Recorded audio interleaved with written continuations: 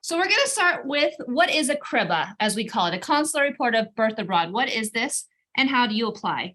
A consular report of birth abroad, known as a CRIBA, is a document that shows U.S. citizenship for those born outside the United States. To apply, you must complete an application, collect supporting documents, and make an appointment to visit the U.S. Embassy with your child.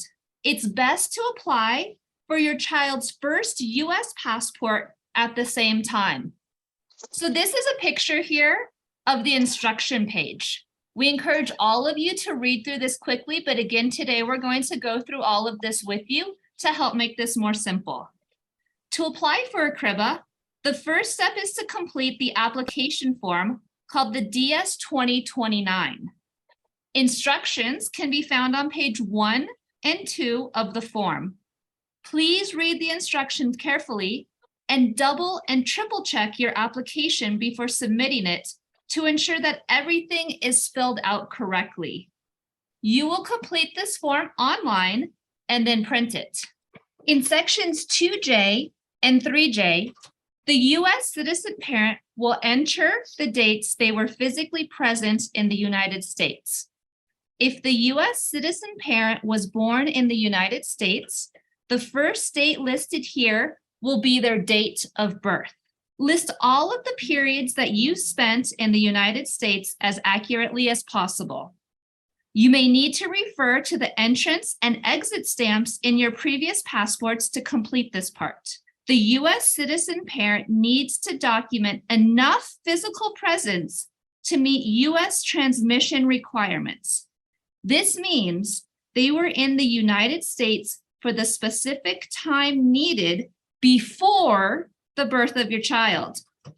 For example, if you are a U.S. citizen married to a non-citizen, you will need to list the dates covering at least 5 years of physical presence before the birth of your child. You can add several trips to the U.S. to add up to the needed time. Full transmission details are on our website. Non-U.S. citizen parents do not need to list their dates of presence in the United States. Periods abroad with the U.S. Armed Forces, with other U.S. government agencies, or with certain international organizations may count towards your physical presence requirements. If this applies to you, please complete sections K, 2K through 3K as applicable. All right, sections B and C. These sections must be completed and subscribed to before a consular officer, notary public, or other person qualified to administer oaths. Note that section B is only completed for children born out of wedlock to a U.S. citizen father. If this does not apply to you, leave it blank.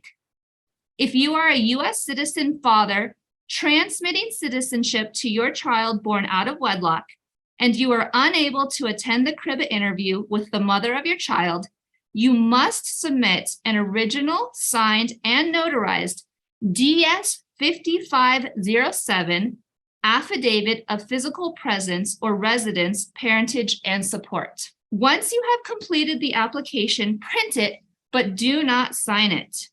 You will sign section C of the DS 2029 application at the embassy when asked by a consular officer. If the U.S. citizen parent cannot attend the interview, they must sign section C of the DS 2029 in front of a notary public. The parent attending the interview must bring the original, signed, and notarized DS 2029 to the interview, along with the original, signed, and notarized DS 5507 if applicable. All right, now let's talk about the supporting documents that you need. Next, collect your supporting documents.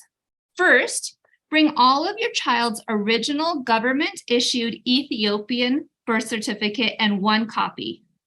If the birth certificate is not written in English, you must submit an official translation, a copy of this translation, and the original birth certificate. We cannot accept incorrectly translated documents. Second, bring proof of the mother's pregnancy. This can include photos, medical records, and sonograms. Please bring the documents provided by your care provider. Copies are not allowed. If you and the other parent of your child do not normally reside together, bring evidence that both parents were in the same location at the time of conception, such as passport entry and exit stamps. If your child was conceived via surrogacy or through assisted technology, bring supporting evidence such as medical records, contracts, and receipts. If you were married to the child's other parent at the time of your child's birth, bring your original marriage certificate plus 1 copy and any translations. Please also bring evidence of your relationship with the other parent of your child prior to the birth of your child. This can include photo evidence, copies of wire transfers, or phone records, to name a few. If either parent was previously married, you will need original documentation showing the previous marriage or marriages were terminated. Documents include divorce decrees or death certificates, their English translations, plus a copy. All right, now let's discuss the identity documents for parents. You will need the U.S. citizen's parent's passport and 2 copies showing their name and photo. If the U.S. citizen parent naturalized, you will need to provide a copy of the naturalization certificate. Remember, the transmitting parent must have been a U.S. citizen before the birth of their child. If the other parent is not a U.S. citizen, you will need their government-issued photo ID, such as a passport and 2 copies. The ID must be translated to English if the document is written in any other language. Next, you will need evidence to show that you spent enough time in the United States prior to the birth of your child. Examples include transcripts, high school or college diplomas, lease agreements, utility bills, or military records. A special note on tax returns. Unfortunately, presenting 5 years of tax documents alone cannot meet this requirement.